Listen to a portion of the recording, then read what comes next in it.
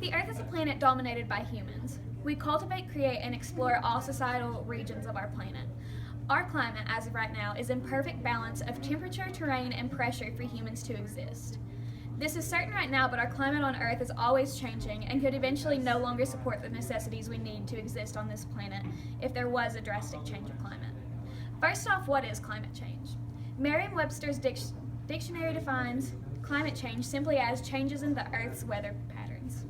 The real question is, are humans affecting the climate, causing changes to occur? The answer to that is most definitely yes.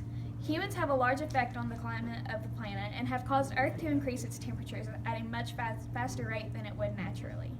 Given that, you should know that humans are not the only reason for climate change.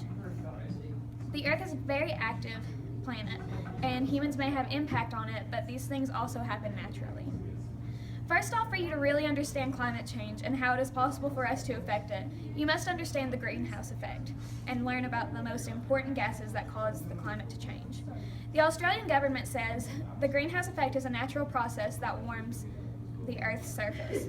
When the sun's energy reaches the Earth's atmosphere, some of it is reflected back to space, and the rest is absorbed and radiated by greenhouse gases.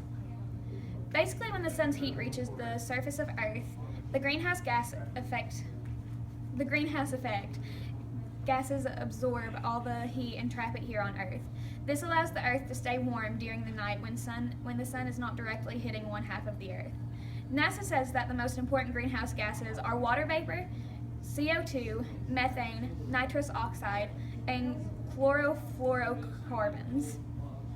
Water vapor acts as a feedback mechanism and increases by the warmth of the atmosphere. CO2, a minor but very important component of the atmosphere. Carbon dioxide is released through natural processes such as respiration and volcano eruptions, and through human activities such as deforestation, land use changes, and burning fossil fuels. Humans have increased atmospheric CO2 concentration by more than a third since the Industrial Revolution began. This is the most important long-lived forcing of climate change. CO2 is one of my major focuses that prove that humans do cause climate change. Methane is much less abundant in Earth's atmosphere, but it still contributes to the gases. It is a hydrocarbon gas produced both through natural resources and human activities, including the decomposition of waste in landfills, agriculture, and especially rice cultivation, as well as ruminant digestion and manure management associated with domestic livestock. This is a synthetic gas that is generated for industrial use.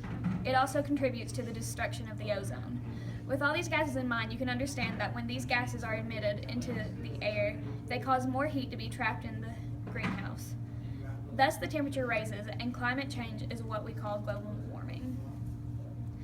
Climate change and global warming is already among us and has been accelerating at an incredible rate.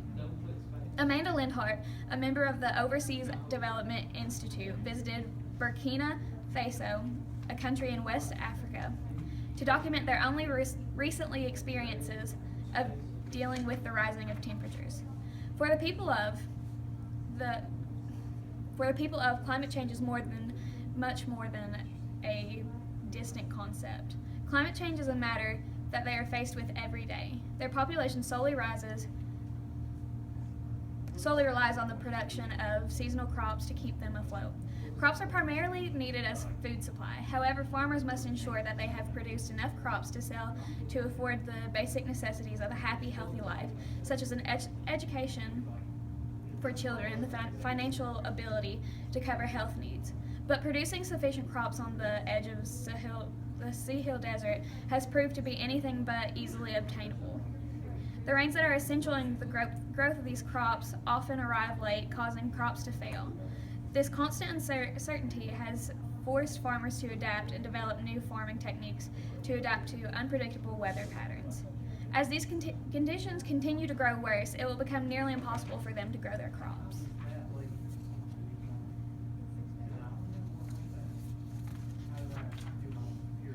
The Earth is a greenhouse, and humans have always had the ability to affect it. It has not been until recent centuries of mankind's existence that we have tipped the scale and caused real change to the balance of greenhouse gases.